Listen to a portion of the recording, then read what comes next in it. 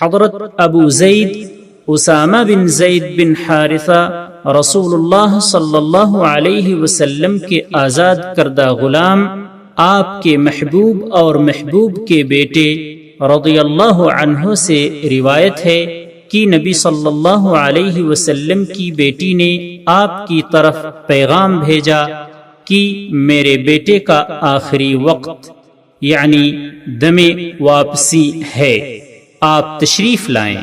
آپ نے پیغام بھیجا کہ وہ سلام کہتے ہیں اور فرماتے ہیں کہ جو اللہ تعالی لے وہ بھی اسی کا ہے اور جو دے وہ بھی اسی کا ہے، اس کے ہاں ہر چیز کا ایک وقت مقرر ہے، اس لیے انہیں چاہیے کہ صبر کریں اور اللہ سے ثواب کی امید رکھیں۔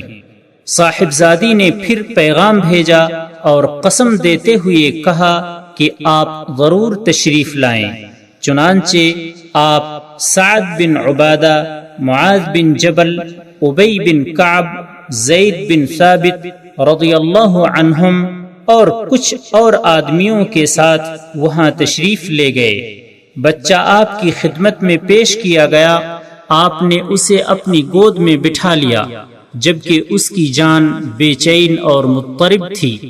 اس کی یہ حالت دیکھ کر آپ کی آنکھوں سے آنسو جاری ہو گئے، جس پر حضرت سعد رضی اللہ عنہ نے کہا، یا رسول اللہ یہ کیا ہے؟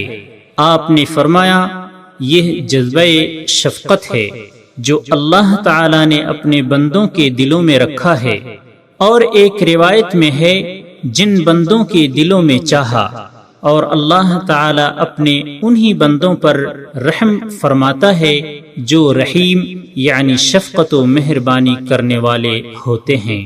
بخاری و مسلم۔